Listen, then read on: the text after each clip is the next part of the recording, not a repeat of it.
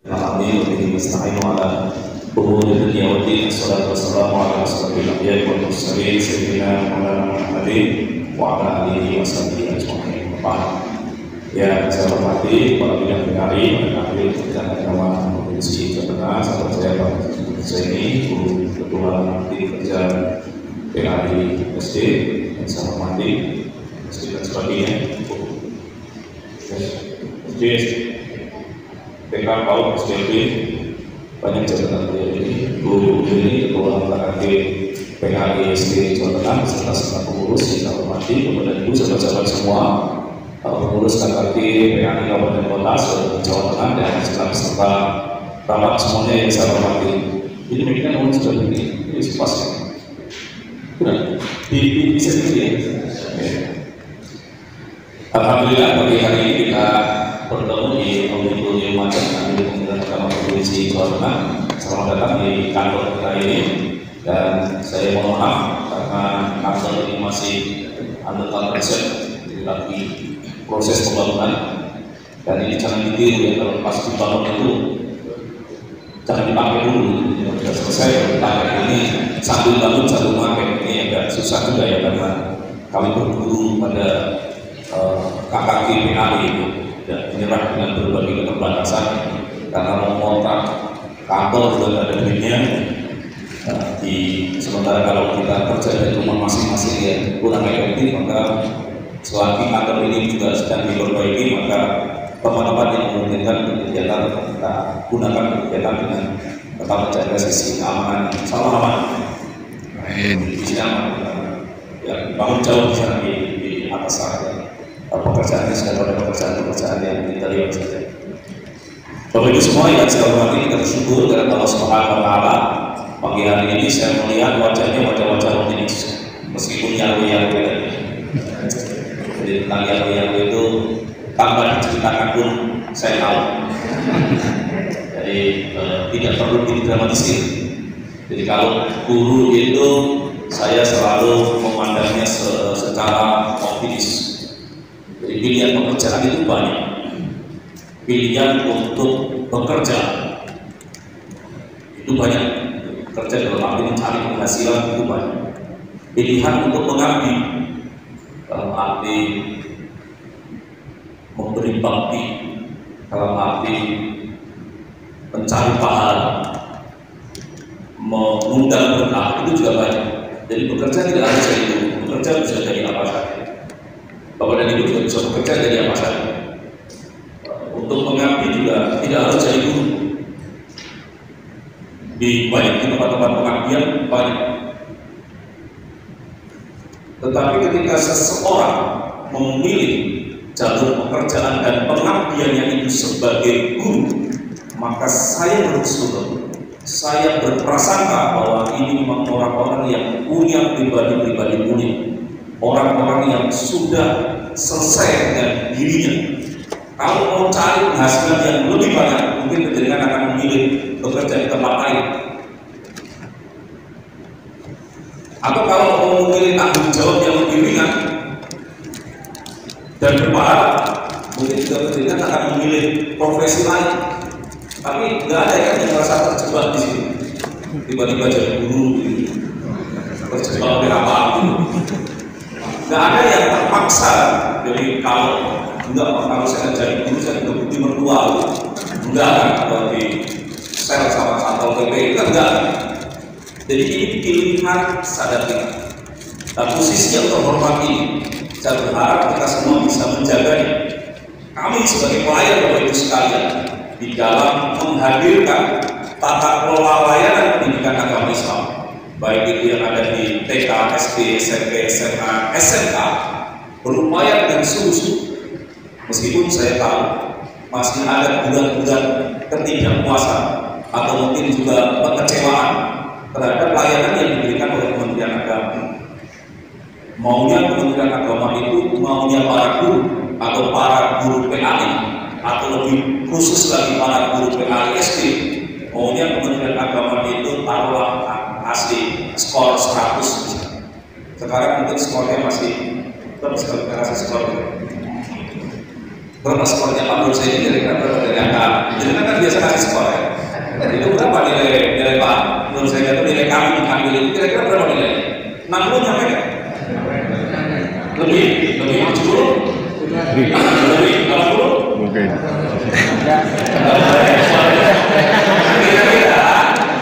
Kira-kira nilai kita 75.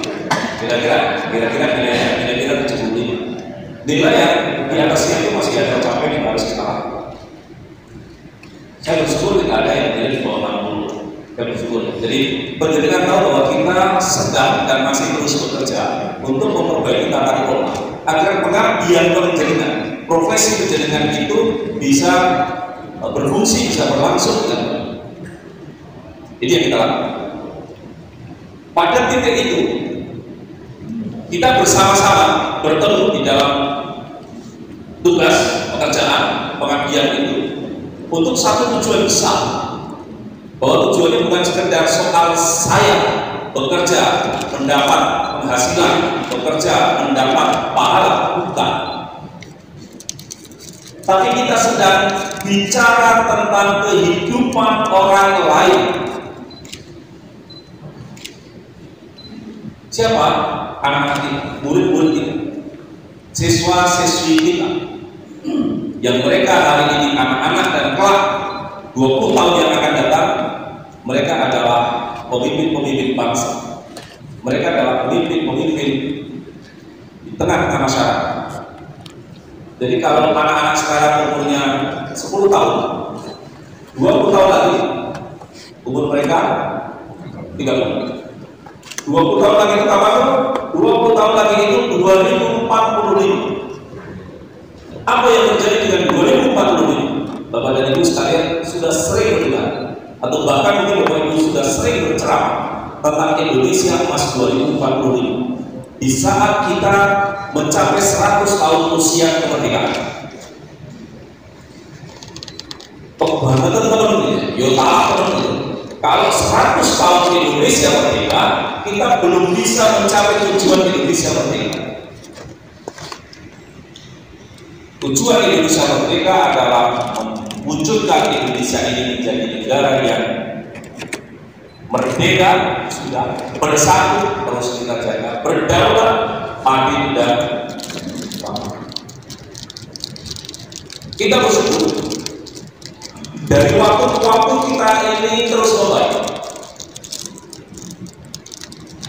Semua ini terus membaik. Meskipun membaiknya itu ada yang tahun ini ke tahun berikutnya, atau ada yang jalannya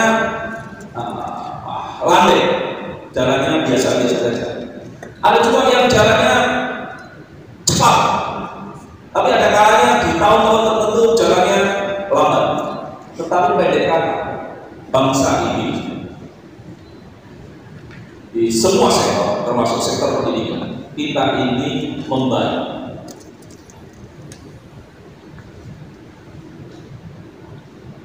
Hanya saja membaiknya kita itu sesungguhnya. Dan tadi kalau pakai angkanya Pak Nur saya ini dari juta angka saya, harusnya kita tidak hanya mencapai 7,5. Harusnya paling tidak kita ini 8,5. Jadi memang kita harus kerja keras lagi untuk menjadi. Begitu juga di dunia pendidikan, capaiannya mungkin harusnya tidak hanya seperti ini. Yang konon kemampuan bisa kita itu di bawah rata-rata saja. Tetapi bukan berarti kita tidak punya titik berhasil.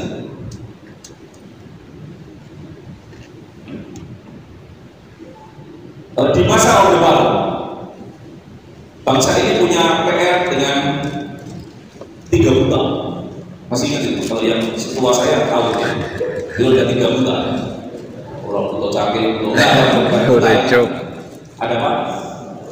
Buta huruf, buta aksara, buta warna, buta huruf, warna, buta warna, terus buta huruf. B3B kan, bebas tidak buta kan? B3B.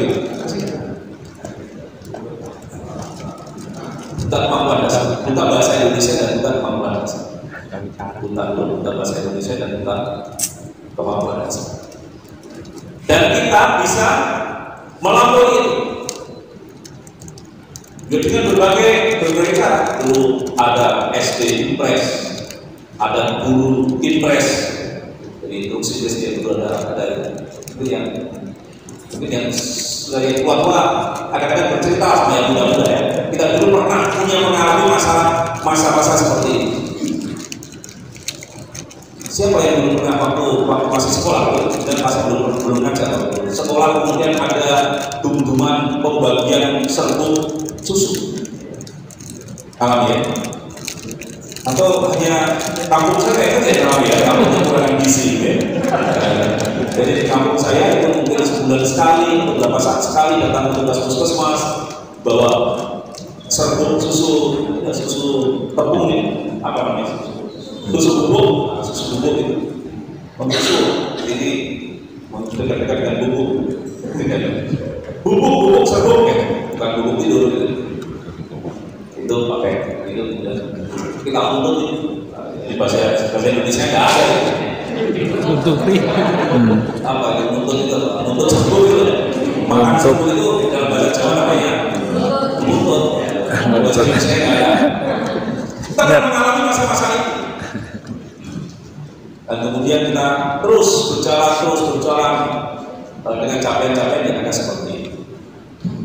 Bapak dan Ibu yang saya hormati, posisi mulia itulah yang saya berharap, posisi pilihan profesi yang mulia ini, saya berharap itu tetap hidup di kalangan.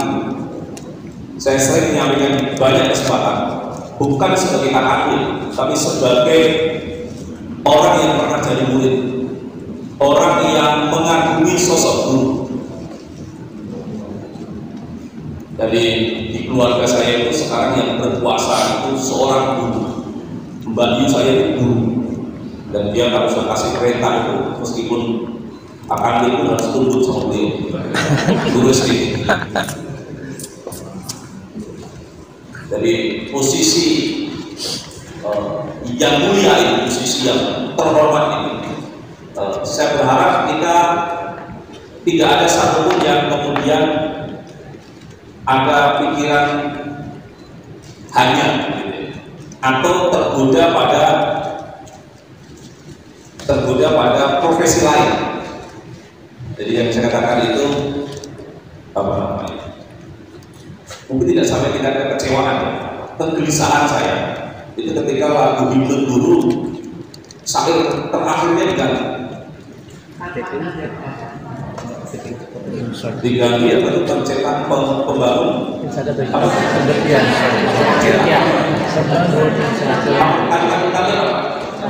membangun pahlawan bangsa pembangun insan. Sebagai orang yang dulu pernah jadi guru, saya pernah sebentar jadi guru dan kemudian mengundurkan diri karena semua murid saya nggak ada yang nilainya 6, di bawah 6 semua. Jadi waktu masih ada pelajaran PSBB, saya pernah diminta satu SMP swasta ngajar di situ. Dan kemudian pada saat tes tidak ada satupun murid yang nilainya 6, semua di bawah 6. Dan saya mengundurkan diri karena pasti yang benar gurunya. Mungkin saya punya ilmunya, tapi saya punya ilmu mengajar. Ilmu mengajar bukan hanya orang yang tahu yang bisa jadi guru. Maka saya memandang posisi terhormat itu karena guru pahlawan tanpa tanda jasa. Pakai tanda, bukan pahlawan tanpa jasa. Kalau tanpa jasa ya bukan pahlawan tanpa jasa. Pahlawan tanpa tanda jasa. Dan itu kebanggaan seorang guru, keikhlasan guru, ketulusan guru. Pribadi yang sudah berhenti itu dia nggak butuh ada tempelan-tempelan tanda jasa di dadanya. Bukan berarti yang dikasih tanda jasa nggak bagus, tetapi mungkin saking banyaknya jasa aparat gurusnya ditempel di dada itu udah nggak cukup, dan bahkan kemudian itu nggak diperlukan lagi. Karena kalau mungkin di tempat lain satu tanda jasa ada nilainya. Kalau Anda dapat bintang ini maka gaji Anda naik 10.000 misalnya. Kalau Anda dapat bintang ini, penghargaan ini, maka tunjangan Anda ekstra tersebut. Guru nggak butuh. Sehingga dengan Bapak berpuluh-puluh tahun, guru mengatakan kami ini pahlawan tanpa tanda jasa. Ini yang disebut murid-muridnya. Engkau para guru, patriot pahlawan, patriot. Engkau patriot pahlawan bangsa tanpa tanda jasa.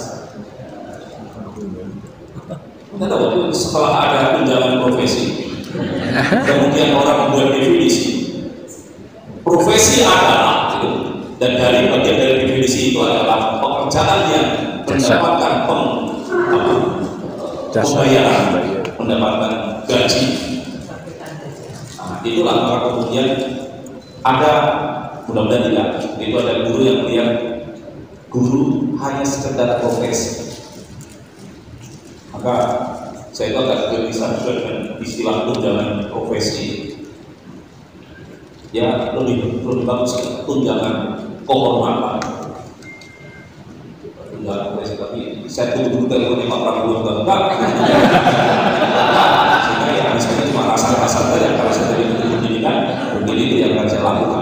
Dan kita ganti istilah agar para guru, terutama guru-guru mendatang baru, dengan segala hormat tentu saja buat saya menyepelekan guru-guru muda, guru-guru yang sejak awal tahu betul tentang filosofi guru. Dan memang kalau mau cari penghasilan yang banyak bukan dari guru. Kalau mau cari pahala, ya bukan hanya dari guru yang bisa dapat pahala. Tapi begitu memilih profesi guru, kita sedang ingin menyelamatkan kehidupan masyarakat. Apalagi kemudian ini guru agama. Berulang kali saya juga menyampaikan, guyonan dan tidak serius. Kalau guru itu boleh dibikin kasta, ada kasta tertinggi, kasta kedua, ketiga, dan seterusnya. Kasta tertinggi pasti adalah guru agama. Bukan karena saya sedang berhadapan dengan guru agama, saya berada di Kementerian Agama, tapi sistem undang-undang sistem pendidikan kita, sistem kita mengatakan seperti ini. Ya, tujuan pendidikan kita kan apa? Bukan ada tujuan pendidikan kita membentuk manusia yang beriman dan bertakwa pada Tuhan yang Maha Esa. Itu nomor satu. Kalimatnya sebenarnya kan bisa aja membentuk orang yang cerdas, terus terakhir dilandasi keimanan dan bertakwa kan bisa saja. Tapi lihat kalimat undang-undang ini, dan jangan salah, undang-undang ini kalimatnya disusun dengan teliti sekali. Karena kemudian menempatkan itu dan konsekuensinya, ya guru yang paling top itu ya guru agama. Kecuali kalau kemudian kita apa namanya, kita dengan itu dan tidak bahkan kemudian di belakangnya itu kata-kata yang berbunyi seperti itu, berakhlakul karimah kata guru PA. Lalu yang ketiga itu adalah sehat. Coba baca di undang-undang sistem kita. Jadi kasta pertama guru itu guru agama. Kasta kedua guru agama. Mungkin kasta pertama itu guru agama SD gitu. Kasta kedua guru agama SMP dan SMA. Yang mau ketemunya guru SD. Kalau saya tahu guru SMP, jadi kasta pertama guru SMP. Lalu kasta ketiga guru apa? Guru olahraga. Bukan sehat. Beriman dan bertakwa, berbudi pekerti luhur, sehat. Jadi bicara tentang anak-anak sehat, anak-anak bergizi, itu perintah undang-undang. Gimana mau sehat? Kata Pak Prabowo, kata Pak Presiden, kita harus segera move on. Presiden kita sekarang Pak Prabowo. Jangan salah-salah situ. Pak Prabowo sih ingatkan banyak anak-anak SD yang berada di sekolah tidak sarapan. Jangan-jangan itu boleh bawa sekali. Masa guru nih? Tidak sarapan kalau mau sehat. Perintah undang-undang. Pokoknya punya presiden yang Jakarta. Nanti sekarang posisi. Jadi saya berharap yang disebut lagu himne guru sudah bergeser seperti itu, tetapi spirit guru, pahlawan tanpa tanda jasa, orang yang tidak peduli pada kehidupannya. Kalau saya yang peduli pada kehidupan saya, mungkin saya pilih jadi pedagang, saya pilih jadi usaha, saya pilih jadi profesi yang lain. Tapi karena saya peduli pada kehidupan orang lain, saya peduli tentang kehidupan masa depan, maka saya memilih profesi sebagai guru.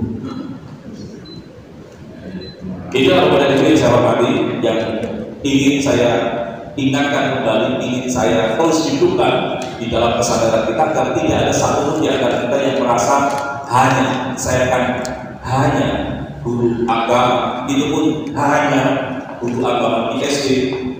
Tadi teman-teman ketemu dengan saya di ruangan, saya sampaikan justru pahala yang banyak guru SD, karena semua orang se-Indonesia ini ketika sholat, ayat surat yang dibaca adalah yang dulu diajarkan guru SD, bukan yang diajarkan guru SMP, MTS atau aliyah.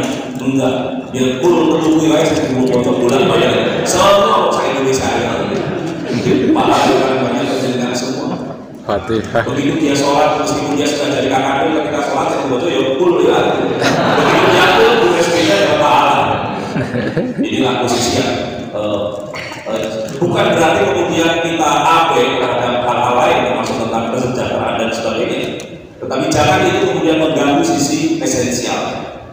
Tempat yang mungkin tidak nyaman Bapak dan Ibu, mungkin tidak sepenuhnya nyaman, tidak sepenuhnya nyaman itu sedang dimaui oleh orang di luar sana.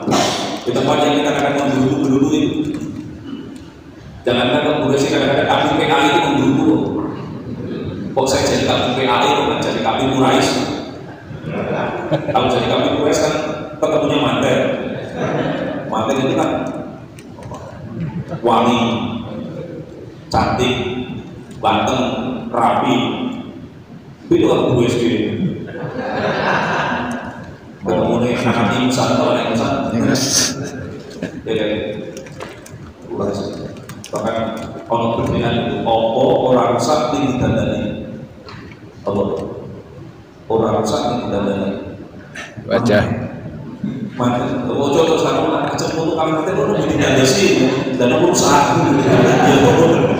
Itu orang rusak tinggi dandani. Jadi harus rela tempat yang kita mengguru itu diinginkan banyak orang.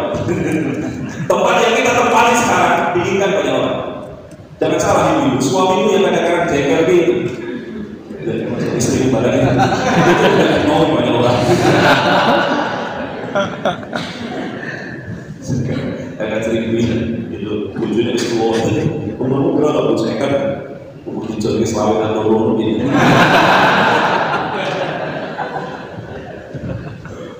Jadi istri makin tua dan kata dulu PA itu kayak orang tua,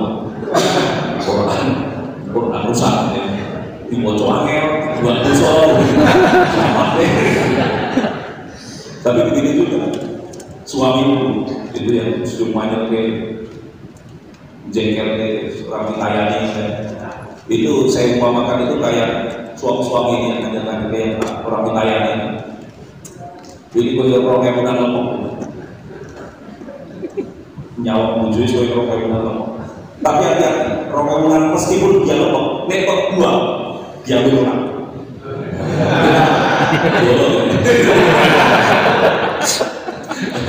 Meskipun lemok kayak lemok bocor kayak bukan orang. Jadi kepada itu yang saya hormati, kondisi yang tidak ideal, yang mungkin masih tidak ada di lingkungan kita, saya berharap tidak menjadi hambatan. Dan saya menaruh hormat, mengapresiasi upaya terus dilakukan oleh guru PA dari waktu ke waktu. Setidaknya sudah 24 kali kita menyelenggarakan maksi berjalan dengan baik. Saya tahu itu tidak gampang, mesti nanti akan ada cerita samilun yarwi-yarwi dan sebagainya tadi. Tidak usah diceritakan, saya juga sudah tahu itu. Dan kakak yang lama pun juga tahu seperti itu. Guru PA yang seperti kecil pun juga tahu seperti itu. Jadi bukan yang baru itu sudah terjadi mungkin lebih dari 25 tahun yang lalu, karena ada beberapa tahun yang kita tidak menyelenggarakan maksi. Tata kelolakan ini dengan baik. Kita tahu semua pasti lomba bukan tujuan, tapi apa yang ada di Jawa Tengah ini menjadi ikonnya Jawa Tengah, kebanggaan Jawa Tengah tidak ada di provinsi lain. Terus kita jaga apakah juga ada maksi SMP, maksi SMA, dan itu ceritanya mirip-mirip dengan Bapak Ibu sekalian. Disitulah kita membangun kebersamaan, soliditas. Bukan hanya kita saja, tapi juga anak-anak, calon-calon pemimpin masa depan. Di antara lomba pertandingan itu ada spirit namanya sportivitas.